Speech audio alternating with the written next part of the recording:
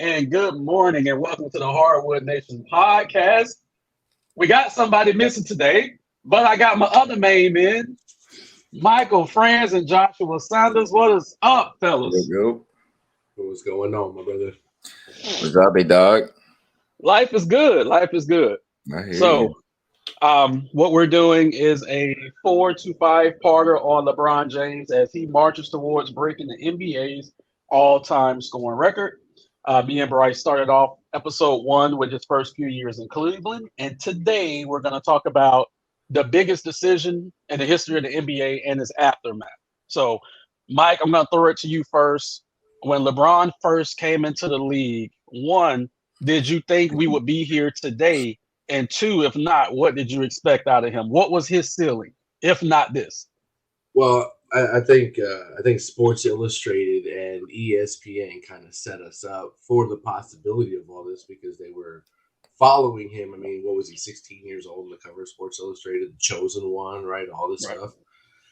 I mean, it's kind of hard. I would think for us, it's easy because we just got to sit back and watch and see the potential of what this kid could have did, right, at the time. And he had all the pressure on his shoulders. You know what I mean? So, I mean, from what we saw for the first, 7? I want to say 7 years. It was 7 years in Cleveland. Yeah. 7 years in Cleveland. I mean, he brought Cleveland from the ashes. You know what I mean? And when you can see that from what I started envisioning as far as his leadership, like he was willing to put everything on his shoulders, do everything. And look, he took the Pistons out. He took the Magic out, right? It was a one-man show for a lot of years in Cleveland. You know, so I mean, from that point on, and I got to see the consistency. I was like, this guy's going to be great. He's going to be great, period. So did I have any high expectations? Absolutely. And I'm just glad to kind of see where we're at right now. Because I'm a huge LeBron James fan. We see that. We see you're geared up. I almost went with the maroon one today, but I was like, nah, we going with the Look, the Cleveland episode was Wednesday. That was Wednesday. You missed it. You know. Hey, just the Miami episode. We're talking about the end of the Cleveland, end of Miami. I could go dig my Miami one out if I want. I need to see that. White or black. The white or black. I got both. The black, and I need to see you in the Heat jersey. We're not talking about the Miami Heat one. That's the one I got right there. That one talking about 6. I still got it. There we go. All right, Josh, I'm gonna throw it to you real quick. Okay. I know you're a little younger. I don't remember how old you was around that 2010-ish time when LeBron was transitioning to Miami, but do you have any memories of him starting off in Cleveland? Oh yeah, no, I remember big time. It was one of those things where, again, you know, I like I think I was in either high school or coming out of middle school, but he when he made the decision that, you know, he's potentially going to go, everybody's in the lunchroom thinking about it, like, oh, is he really going to happen? Is it really going to happen? Man, it's not going to happen. So it was one of those things that we were like, there's no way LeBron's going to come.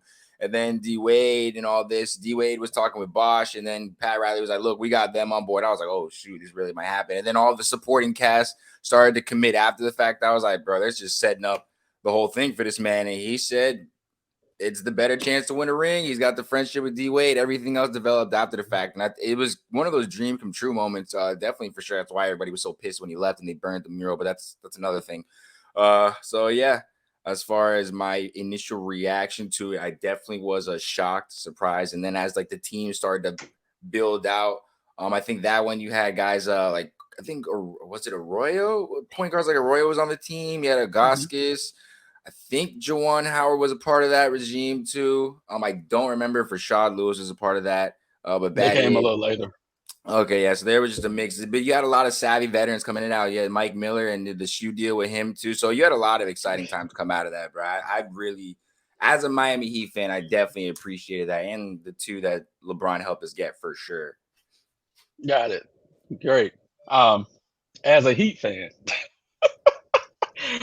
I was not happy. Okay, but I want to back up. I want to back up just a little bit because we're Heat fans. Me and Joshua, I know I knew what the plan was in 2008. I knew what the plan was. We had started signing guys to 2-year deals so we could have as much cap as possible in 2010. Now, all this, of course, started around the time of the Redeem Team when you had LeBron, Wade, and Bosh spending a lot of time during that Summer Olympics. Okay. So, up until, let's say, 2008, 2009, LeBron was going to go to New York. Mhm. It was absolutely a done deal. A guy who I hate now, Stephen A. Smith, was in his camp. LeBron James was going to New York. The Knicks didn't do what they had to do. They didn't do the work. Okay.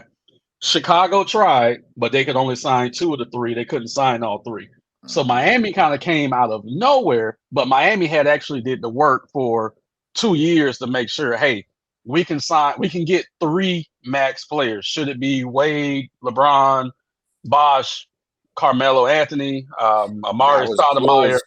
They almost Right, got Melo. That was close. right. So Miami actually did the work. But I want to go back to the end of Cleveland, and I'm going to throw it to Mike. When did you realize that it was a wrap? Like Cleveland had no shot of keeping him. I mean, it was for me. It was fairly early because when he was screaming to Dan Gilbert, "Help me, help me, help me!" Right? Yeah, I mean, we know him as Le GM, right? A lot of people call him Le GM, and this is before those years, but he kind of knew what he needed within his style of play for the people that he needed around him. So he said, Dan Gilbert, give me some help, give me some help, give me some help. And what did he do? He went and got an old Shaquille O'Neal, right? yeah, At yeah. the end, like entering the end of his years, and then he had Anton Jameson, which yes, he's good, but I mean he was Right. a role player at best, right? And the rest of the team, the bench was weak. They didn't have a deep bench, and so when he got tired of saying that for multiple years, I would say for me, it was like 2007, 2008, probably around the Redeem Team when I saw that whole camaraderie of Bosh and Wade getting together. In my mind, I was like, he's gone, period. Because Dan Gilbert didn't do enough to keep his centerpiece. And for me, that was greed. I thought that, or not necessarily greed, but just kind of like a power show, right? Dan Gilbert wanted to say, okay, you want to call these shots, you're my main piece in the game here, but I'm still the guy who can make those decisions. So no, I'm not doing these things. And I thought that was very selfish of him. And I mean, from what it led to with, with the decision and the letter, this, that, and the other, like it showed how self-centered to me that Dan Gilbert was. And for me, it was kind of like, well, you don't know what you've got until it's gone. Right. And so Dan Right. Gilbert had to go back on all those words too. So I'm looking kind of mid Cleveland years when I started seeing the deterioration of the relationship. But was I surprised when he left? No, not at all. Josh, you got anything to add to that? As far as just the build up to it, Yeah. I think it was honestly you said it a little bit earlier. It was probably right around the USA deal or the USA team when they got together, where they all kind of realized how the experience of playing together would be, or at least some of them playing together would be like. So I think that's for me when I felt like things started. But again, there, Mike said there was a bunch of things that transpired before that, and there's a couple bunch of other things that also happened in the middle. So for me, I felt like it was when they, when athletes, when you finally get together and you can finally see how you guys would play together. That for me is when sparks act like reality starts to hit. Like, okay, we can actually do this. So I think that's always a clash you have a star. So just from that perspective, I think that's when I saw the opportunity. Well, and real quick, shout out to LeBron and D Wade for putting out that Redeem Team Netflix movie. Did you Yeah, ended up watching it, right, Yeah. Sam? Yeah. yeah. I What watched would it, what'd you think of it?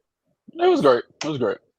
I think it was if you watch The Legacy on Hulu, I haven't watched that yet. Okay, I haven't seen that part. No. So watch Legacy. It's the Lakers from beginning to up till now, right? Okay. Or until Really? like 2021. Yeah, it's a 10-part series. It's phenomenal. Okay. Around episode 8 or 9, Mm-hmm. stop watching that and then go watch the Redeem Team and then come back and you'll see the literal transformation of Kobe Bryant. Got it. Got it. It was very well put together. If you look at those two items, Yeah, I'd check it out. I didn't know they had that on Hulu. Now I got one more thing to watch now. Definitely was looking for some, so appreciate you for that. Look, Definitely worth it.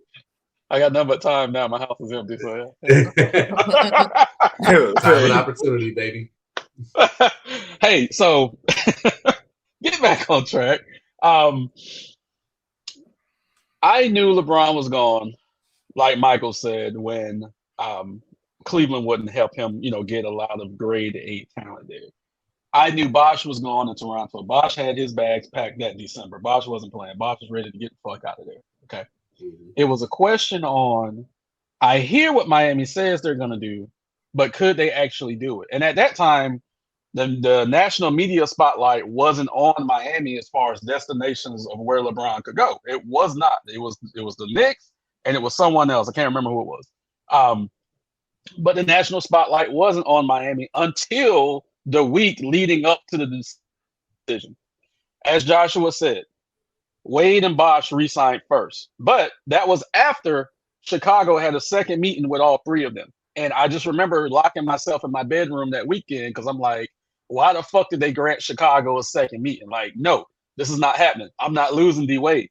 And I was depressed for the weekend. That's just me. Sorry. So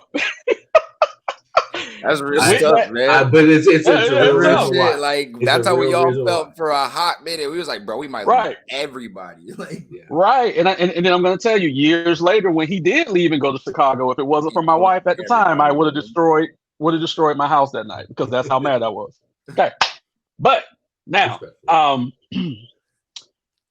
Wade and Bosh signed with LeBron James, and I'm going to show you.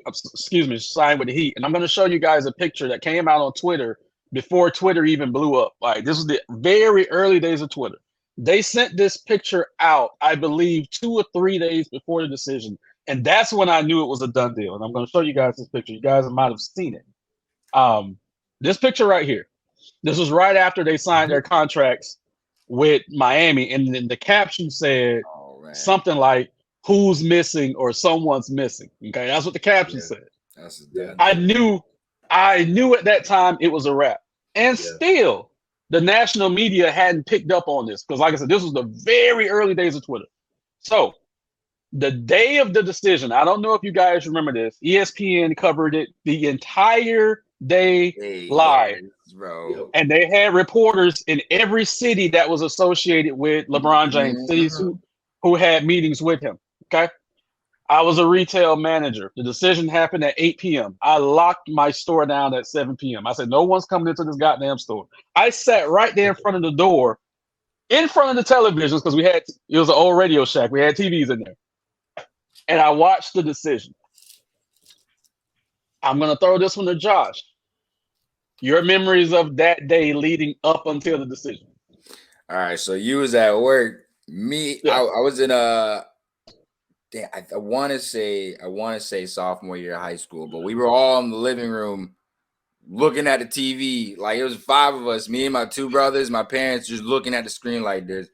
I'm like, nah, he's definitely gonna do it. He's gonna do it. No, he's not gonna do it. He's not gonna do it. And we sitting there, and they played with us with the whole commercial breaks back and forth. Right. They didn't give it the thing. So we're all sitting there, and then he comes out and says it, but the house went crazy. My mom went outside with the pots and pans. My dad's in the house yelling, bro. Yeah, it was a great time. It was definitely a great time. Definitely emotions, but I didn't expect him to pick who he picked, but I didn't see the picture beforehand. Right. So for me, the average fan, I'm just listening to whatever ESPN says, whatever people at school talking, whatever my parents are saying.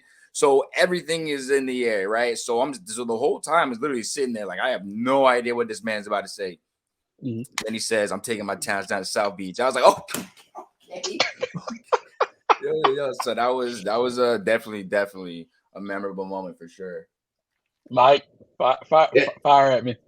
I specifically got off work early so me and a couple of my buddies could go to a local sports bar, right? And I'll tell you when it was made, when that decision was made, which I do want to kind of get into the decision itself a little bit. We will, because I think it's a misconception about some things there. But as far as my feelings, I was very excited for 2 reasons. One, because I'm a LeBron James fan, it was easier to be part of that fan base now that he wasn't in Cleveland because I'm a huge Detroit fan, right? And not just that, but he's out of the Central Division. So thank you, LeBron, because you allowed me to like you even more. Like there was a little bit of me that was like, oh man, you helped destroy my championship team from 2004. You know what I mean? You helped put that nail in the coffin, and you know what? Respectfully, it's all good. But now I can like you even more because you're now out of competition with me in the sense of my division, and we can rebuild, etc. But let's go, Miami. At that point, yeah, I was a lightweight Miami fan. I mean, I got my lightweight.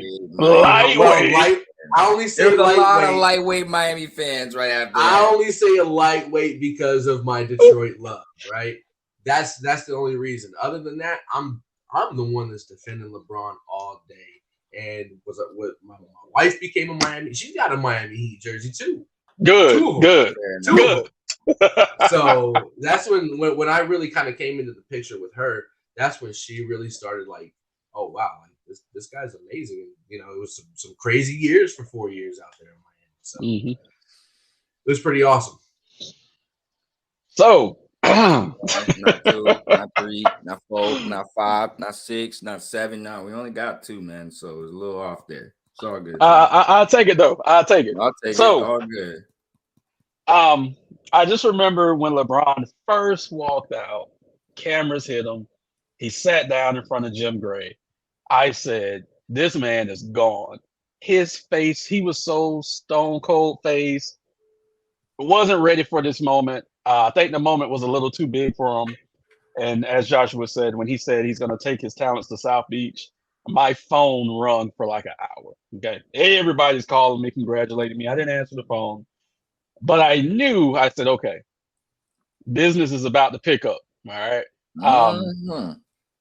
I was not a LeBron James fan. I am not a LeBron James fan, but now he's on my fucking team. My goal was to protect the legacy of Dwayne Wade, who to me is the greatest Heat player in the history of the franchise. So I was salty. Okay. A little salty. I will say this. Within 6 months, probably, I was watching LeBron play. Don't know who the fuck they were playing. And I said, this dude's best player on the fucking team. I had to swallow it. I had to swallow. I said, this guy's the best player on the team. I put this picture up for a reason because, believe it or not, Mike, this wasn't advertised. This whole Heat party thing that they threw for LeBron James was not advertised. I came home from work one afternoon.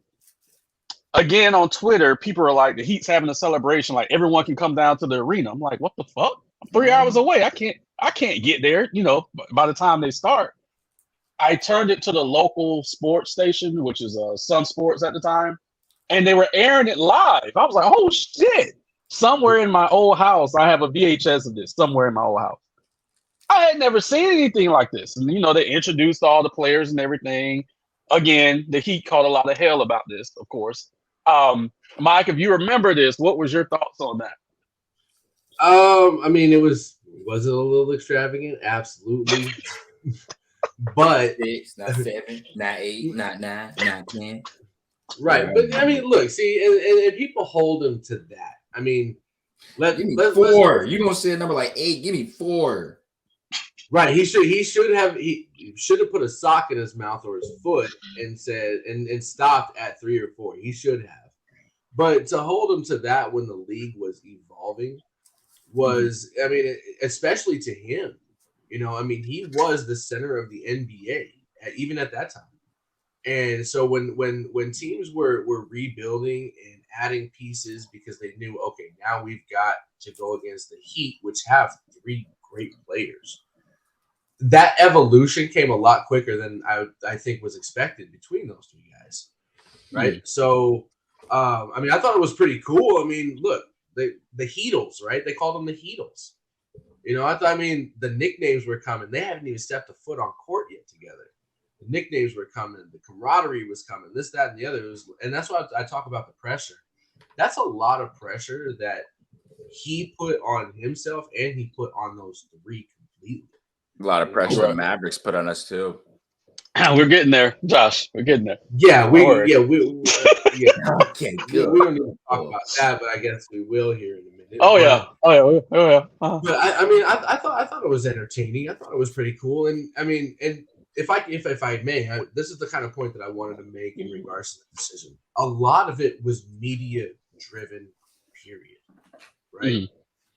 I can't sit here and fathom that LeBron is in a room with his agent, with any GMs, any representation, with Dwayne Wade, with Chris Bosh, and they're like, yeah, let's do this.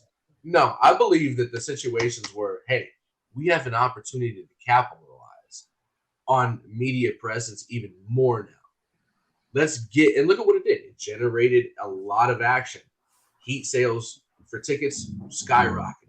Merchandise skyrocketed. Viewership skyrocketed, period.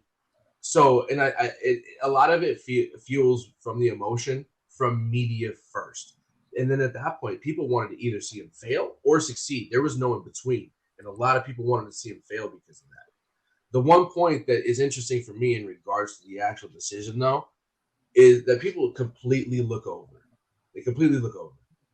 That media day raised $5 million for that Boys and Girls Club.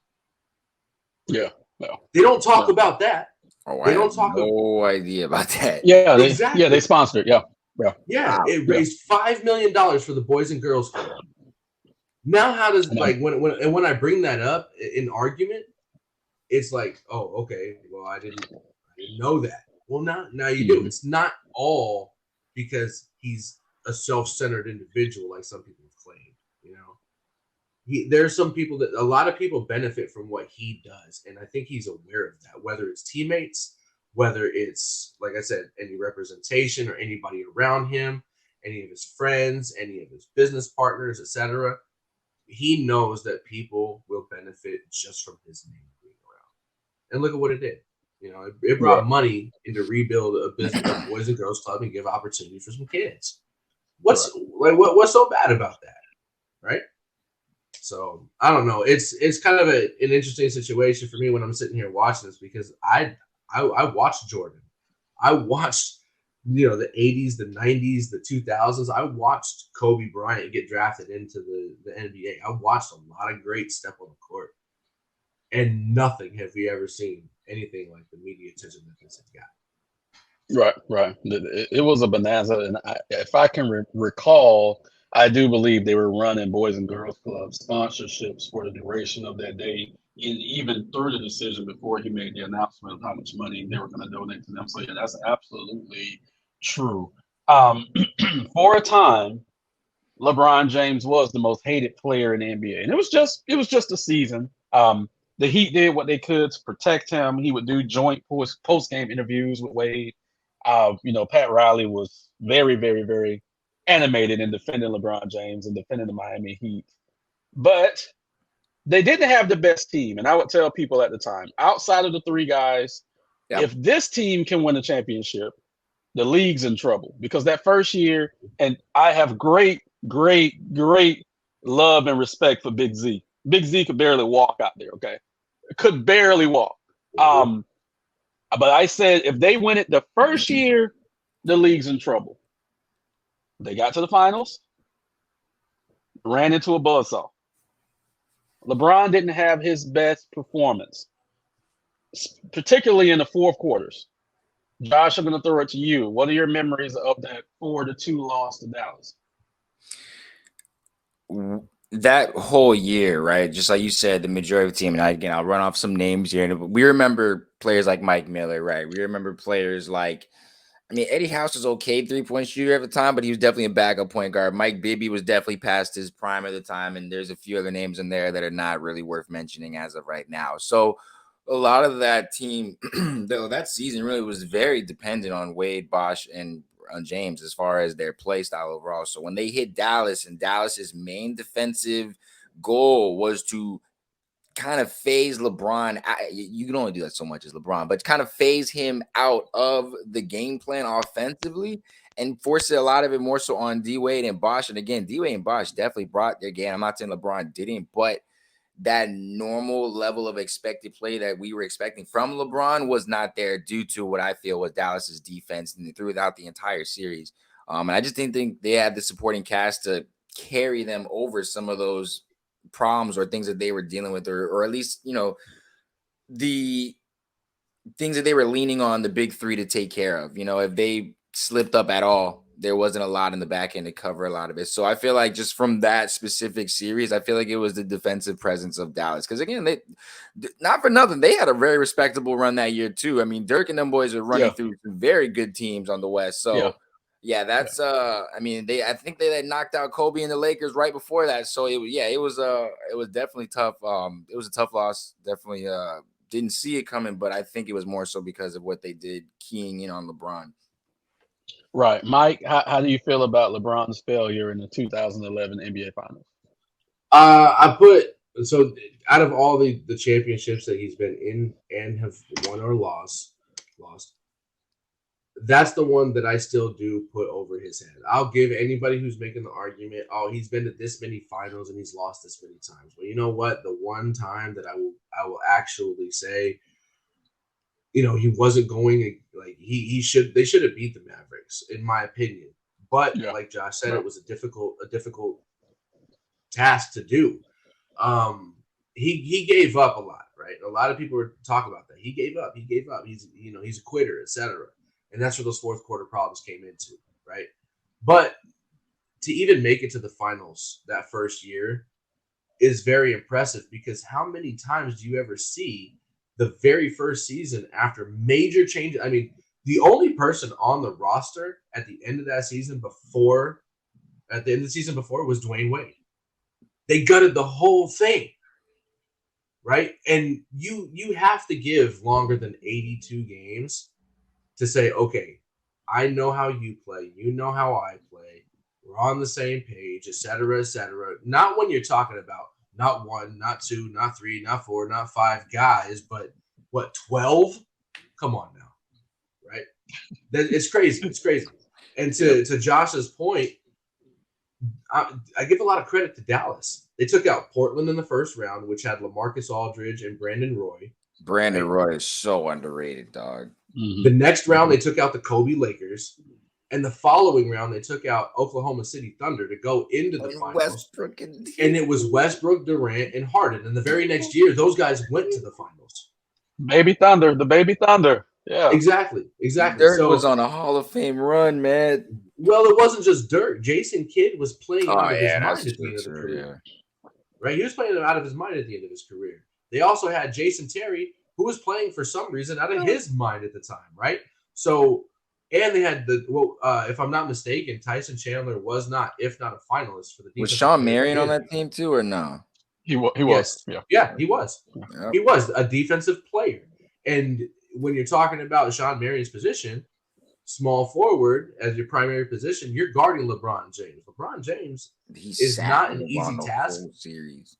He's not an easy task to guard, but I mean, Sean Marion out here in Phoenix, he was a defensive monster, right? Right. So I think a lot of people don't give the Mavericks enough credit for the team that they had built, and that Rick Carlisle had coached.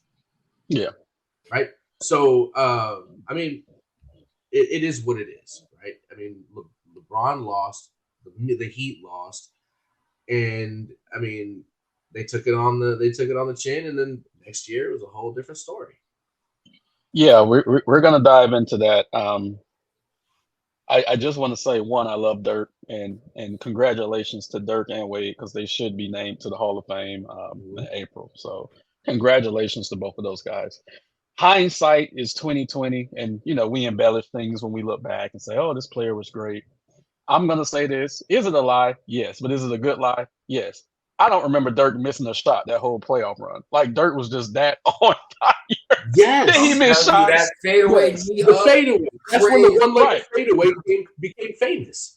Right, like we know he missed shots, but I just don't remember him missing a shot because it seemed like he made all the important fucking shots. Mm-hmm. Okay. Yep. We should have put And I UD was on him miserable. again. I was miserable, by the way, down there. I was miserable for that week in those middle games. All right, so we're gonna move along to LeBron James winning back-to-back MVPs for the second time in his career. He did it in Cleveland, then he did it in Miami in 2012 and 2013. Ironically, those are the two championships that he brought to Miami. I think LeBron James played his best basketball in Miami. That's when we saw prime James, and it really happened in that 2012 NBA season the following year. What preceded that was a conversation that him and Wade had that offseason after that loss to the Dallas Mavericks. They took a vacation together to the Bahamas. Wade sat him down and said, "We brought you here to be the leader. I'm not the leader anymore. It's going to be on you." Josh, how impactful do you think that conversation was to LeBron James leading into what we saw for the next 3 seasons? The number one storyline that came out after they lost was you've got too many egos. You can't, Eric's not going to be able to manage them. You've got all these problems. Now this is a problem. You've got all these things to deal with. And then they took the trip. And the biggest thing was like, is Dwayne Wade the leader? Is LeBron the leader? And then, like you said, he took him over and was like, yo, you're the guy. Dwayne Wade took the necessary step back, which a lot of guys can definitely learn from. You got a lot of situations right now where that can definitely fix some things. But yeah, he took the step back, which opened up a lot of things. And I always argue, I am the same way. I feel like those last 2 years, LeBron was probably the best LeBron we've ever seen. Outside of that 120-17 when he came back against the Warriors, Bron was the craziest thing I've ever seen in my life. Outside of that, Miami Bron jumping over people, dunking on the rest of them. Honestly, that Miami Bron was great, but that 2017 run was something crazy. Yeah, that was insane. But yeah, Miami Bron definitely best of Bron still. Hey, can we not forget about masked Bron? Oh, Black Mask Bron. Against Black Bulls. Was the Bulls or the Celtics? It was the Bulls. It might have been both. Yeah, I think it was both at one point. Yeah, when he came out with a carbon fiber mask, some Batman shit. Oh my gosh! Like, yeah, I was like, oh my god, this is crazy. And I got Kyrie a question for did you. The same thing. I got a question for you. What's up? Being that he had throwing it back just a couple minutes here, when you had to admit to yourself that LeBron's the best player on the team because you're such a D Wade fan. Yes. My question is based on 2 MVPs, based on a finals run all alone, which the finals run is what led to the problems with Dan Gilbert in 2007, right? When he had to face the Spurs. He had to face the big 3 of the Spurs, right? It was before they got Kawhi, but they had the big 3. They got swept. They got their ass whipped. But seeing those first 7 years, how did you not expect LeBron to be the best player on the Heat? Is that just and personal preference is fine, in the sense of I just didn't want to believe it. Either way, I'm just curious because that man was the best player on the planet before that. So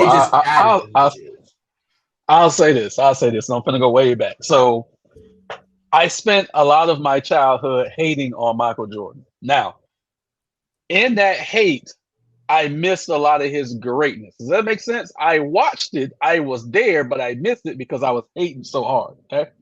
So when LeBron came into the league and I'm watching this kid in Miami be phenomenal, but all the attention is going to LeBron, now I'm hating LeBron. Okay. Now he's on my fucking team. Now I'm forced to watch it and technically speaking, not hate it because he's helping my team win. So that's when the light bulb went off. It's like, I can't hate watch this dude anymore because I'm going to end up missing a lot of great moments like I did with MJ. I have to enjoy this. And that's when it kind of pivoted. So my message about LeBron has been consistent.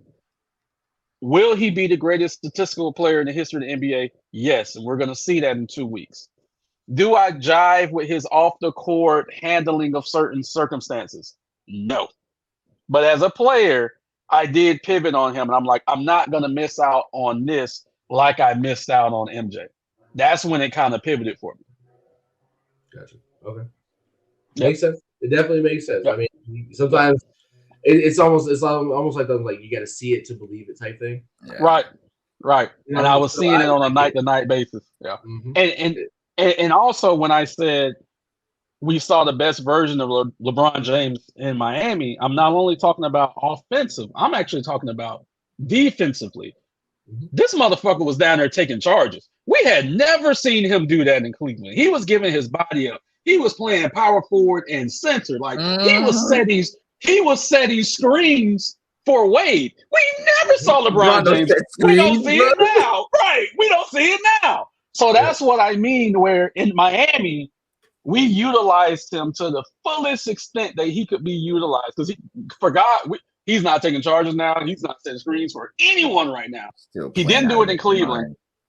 but we saw a complete basketball player out of LeBron James in Miami, and that's what was impressive because he totally gave himself to what the organization needed.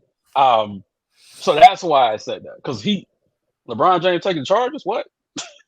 Right. Well, so in that case, and neither one of you guys can answer this, how do you think, Dan Gilbert and like I guess the setting of that when the realizations come in, like because I believe that it was probably Pat Riley and not just that, but like let's say the relationship with him and D Wade, the relationship with Bosch, etc., and the team, where it allowed him to flourish even more. Like I feel like he was held back a little bit in Cleveland with the difficult tasks that he had. He had so much pressure and so much stuff on his shoulders at that time that it was hard for him to enjoy a lot of basketball. And we see when he enjoyed basketball, he kicked it into another gear. So I guess for both of you guys, either one, if you want to give any input, how do you guys think like the whole setting was like? Run me through Dan Gilbert's mind, run me through LeBron and Pat Riley's mind, like at that time when it's like, oh my gosh, this man's even better than we thought. You want it, Josh? Okay. So, I mean, on the simpler end first, what Dan Gilbert is saying, oh, shit, okay, that's what happens when I surround him with an actual team. Okay. All right, that's what that happens. And then you saw when he came back, he put together somewhat of a team for him to come back into. So, definitely learned a little bit from Pat Riley's playbook there. And even Pat Riley sitting there like, okay, I got to what the big three has done to Pat Riley's mind, like absolute much respect to Pat Riley. But the man, like everybody thinks Pat Riley is this huge big whale hunter guy now ever since he got D Wade and Chris Bosh and LeBron back in the day, and he hasn't hit on anything since then. So it's as far as like what that situation did for Pat Riley, I think it was a huge confidence boost for him and as far as the whole organization goes. But yeah, on Dan, I think the focus was on Dan Gilbert. I think that he's paying very close attention to what's going on in Miami because like CEO said, they utilized him in spaces in different schemes that Cleveland would have never have thought of to even use him in because LeBron has to do A, B, and C before you can get to D, E, F, and G, right? So that's the whole problem with Cleveland. So now you come to Miami and you've got F, H, Z, X all figured out, but you need him to do A, B, C. That's much easier for him to do. So that's how you have a much more conducive environment for success in Miami. That's why it worked. There was a lot of other rumors and stuff. He potentially was beefing with Eric Spoelstra. I don't know, but he was. Yeah, it is. Eric be stuck in his way. He's still running a 2-3 zone in a professional. It's fine. It's fine. We ain't doing that. It's fine. I'm not doing it. Let's not forget though, Pat Riley had experience with the big three back in the 80s. Now, you were definitely too young for that then, Josh, but he had an experience with Kareem, Magic, Worthy. So I think I think a lot of that experience probably helped within this whole process because he's like, oh my gosh, it's my turn to do this again. I have this opportunity, and he was just. I mean, he's a great Pat Riley is a great basketball mind overall. Yeah, for sure, icon for sure. Shout out to him. I will say this about Pat Riley, and then we're gonna go into the end of this. When you show up to a free agent meeting with a bag and you sit that bag on the table and spread that bag out, open it up, and all your championship rings that you've ever won as a player and a coach comes out of that to a player that's never won a championship up until that point, that's impressive. When you get over like 5 or 6 rings, because at that time I think Pat had maybe 9 rings or some shit like that, that's impressive. And that's a boss move. And that's why Pat Riley has the clout that he has, because that is a true story. He did that. He just Who did pulled he those do it to? championship I rings. Probably remember. all he needed to do. He Was did it to it? LeBron. Okay, Yeah, that's what it yeah. was. Yeah. He did it. He did it to LeBron. Um, Another thing I want to say before LeBron got to Miami, the Heat the Heat in Cleveland, they would always have good games. Of course, you had Wade versus Bron. They were in Miami, and Pat Riley actually took LeBron out to dinner. This was the season. It was during the season before the decision. Okay, Pat Riley took LeBron out to dinner, and Pat Riley had just retired Michael Jordan's jersey in Miami. Okay, said no one's going to wear 23 again in Miami. And at that time, LeBron was wearing 23. Mm. Miraculously, after that meeting, LeBron said, "Next season, I'm going to Number wear number six. 6." That's crazy. That was another hint. That was another hint. I'm just throwing that out there. And that happened months before the decision. But LeBron miraculously said, "I'm not wearing number 23 anymore," Right. because he knew he couldn't wear it in Miami. Just throwing that out there. Yeah. Well, the writing was on the wall like graffiti. Yeah. For years. Yeah. So my question is to Josh: did you think LeBron James would be the all-time leading scorer in the history of the NBA when you first started watching him play? Honestly, probably not, because I didn't think that someone again. Well, I'll get to that point. So I didn't know, because I think that someone that played back then with that type of style at that frequency, with the volume that he did, like just every single night, I felt like that wasn't sustainable for most humans, right? Like 10 years down the line, something's gonna kick, right? We watched it with Dwayne Wade, we watched it with all the other players, injuries and all that. So at some point down the line, their body starts to kick back. Right. LeBron has spent so much on his body that even in his old age now, he's still averaging, what is it, 27 this year? 128. So he's still dominant as he was when he first got. Well, he's better than that, but it's just With as dominant. 41 last night, by the way. There you go. And then I was a foul, and they actually came out and admitted it should have been a foul. But yeah, I think as far as just, I didn't expect it, but the moves that he's made as an athlete to take care of his body, to join certain situations, to further his career, I didn't see it coming, but here we are. So it is definitely a surprise. And here he's like 117 or something like that away from breaking Kareem's Yeah, he's number. 117. Yeah. So, man, yeah, I think I'm not gonna crack open that can of worms. I'm not. But it's interesting to see. I think the last point here is just with Jordan, right? You saw how far that mindset took him. With LeBron, you see how far the investment in his body is taking him. Like, it's crazy. That I feel like that's just like the two major distinctions I make between the two. Is that LeBron leaned on, his body and investing into building his body up to keep going for the long haul. And Jordan kind of just did with the whole mental deal, just ran through people with mental willpower. It's kind of crazy, actually, just to kind of look at the mindsets between the two. Got it. Mike, did you ever think we would see, and I'm talking about him coming out of high school, early years in Cleveland, did you think we would be here today?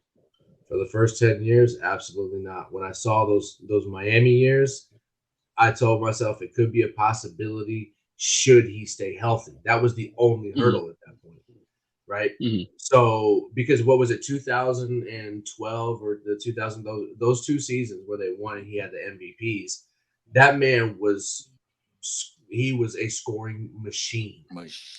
He was a scoring machine. I mean, he had, what was it, I think, I want to say, like 3,000 plus points in one season, if I'm not mistaken.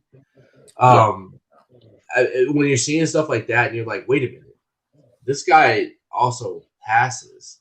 Like, wait a minute, hold on. He can do some big things when he's got the ball in his hands and he can control the game. I think that, once I started seeing how it was developing with the opportunity going back to Cleveland and then into LA, like I said, the injuries were the only problem that he had to get over, and he didn't have any up until, the past couple of years. Right. So, once you start seeing that longevity kind of play out, it starts to become more of a reality than a possibility. But my personal thing about when he could have like can he break it was probably back in 2012. Got it. It. Hey, can we make a I. quick point here, real quick, on this thing? Yeah. Go ahead. I'm looking at this graphic.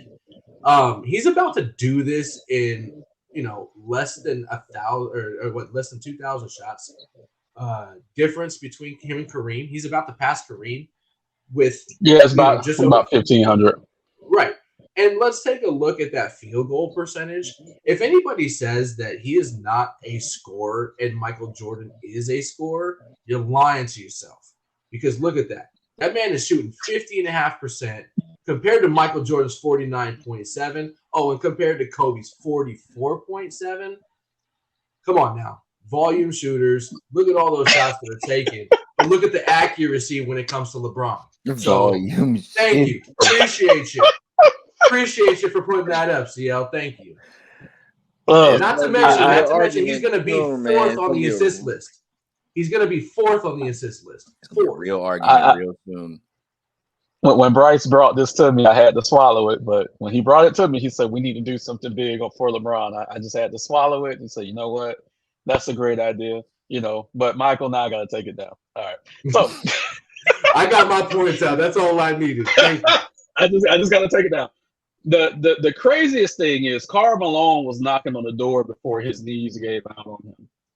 And then also, LeBron could have broke this last year if he didn't have the hamstring injuries and stuff that he's had the last two.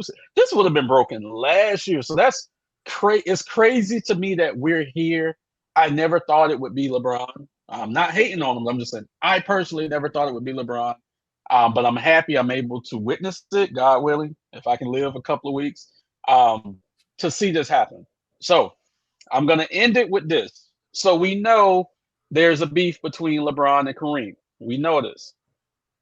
Should Kareem be there when LeBron breaks this record? I'm going to throw it to Josh first. Yes.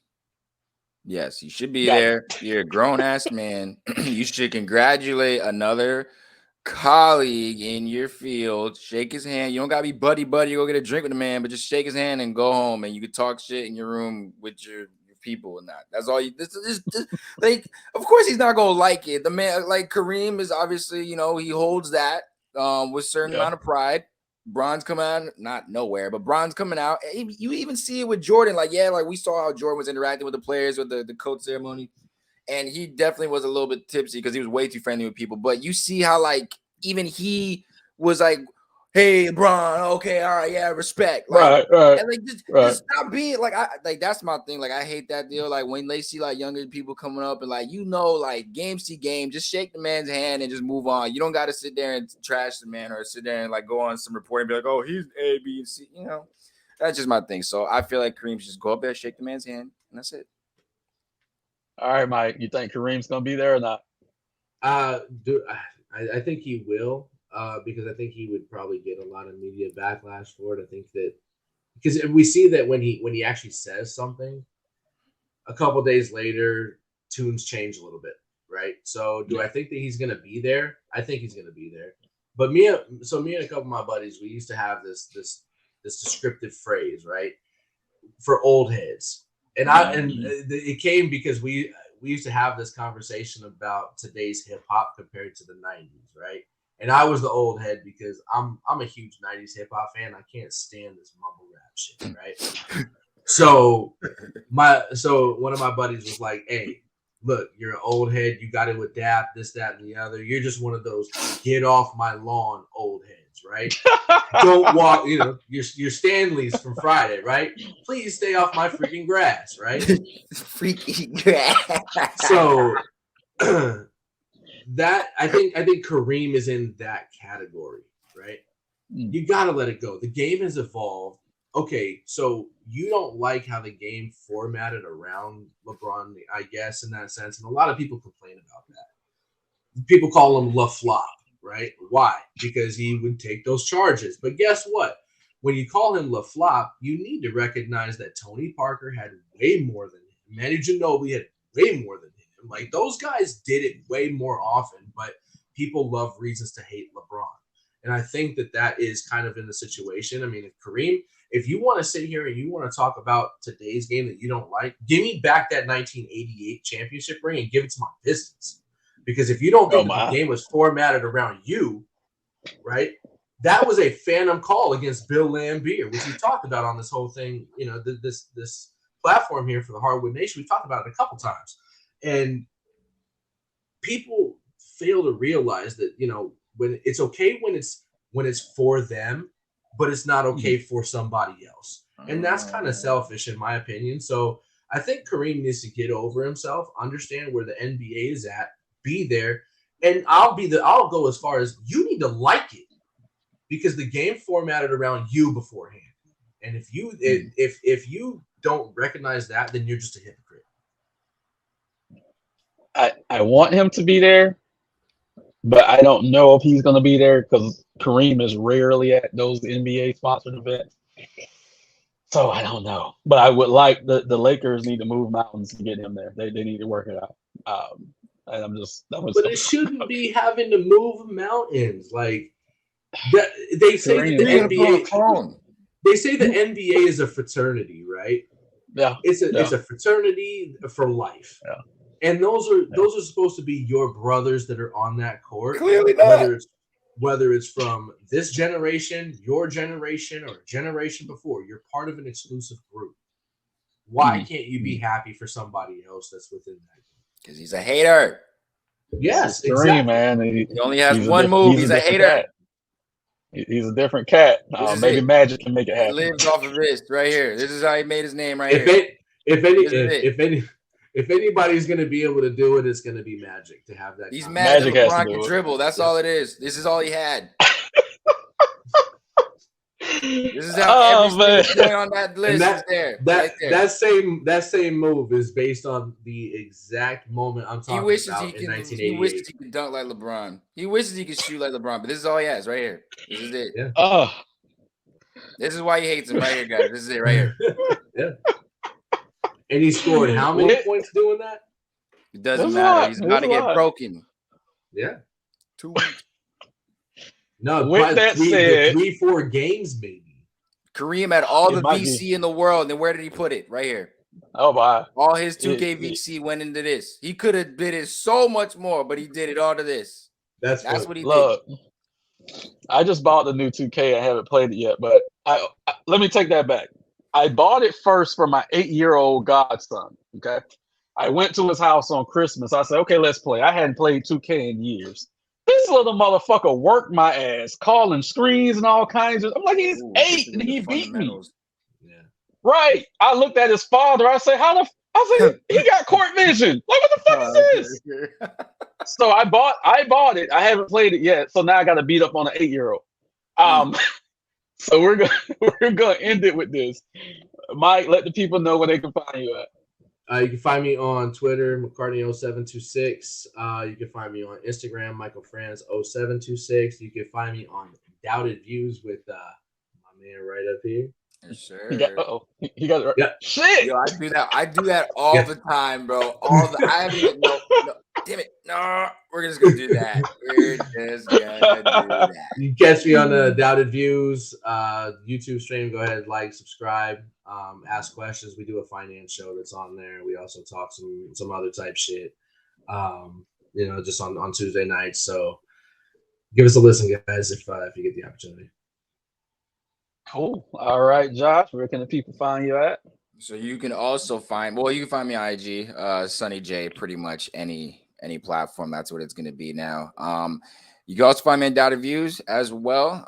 Like and subscribe. We definitely talk a little more politics, little juicy stuff over there. But we got a mix of everything going. So you can definitely follow us over there on Doubted Views. But for sure, always Hardwood Nation is where a lot of us started. So. Yes, which thank you, CL, for always letting me and anybody be on here that's part of the team, because it's actually where my first opportunity to do something media wise was through the Hardwood Nation when we were writing together. So stop it.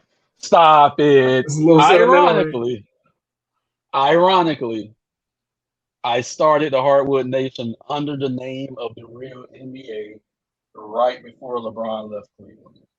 I knew something was going to happen. And if I was going to build a platform, that was the time to do it. So when we did start, we started with a bang because we rode the coattails of the decision. So that was actually, I started Hardwood, I believe, that April before the decision. So does So we that caught does that kind of Go ahead. go with how I said people can benefit from LeBron's from LeBron James just in a complete indirect way? Like, yeah, I think there's a couple pieces there together. I give you that, and I'm gonna eat this. I have to eat this until he breaks the record, and then I'm gonna be back to my normal LeBron bashing self. Okay, That's fine. I'm loving this CL right now. Thank you. Thank you. I would like the fans to please like, subscribe, and share our content. Drop comments below. Let us know how you feel. If you love us, if you hate us, we don't care. We always respond. We just want the engagement. Facts. We are out. You guys be safe.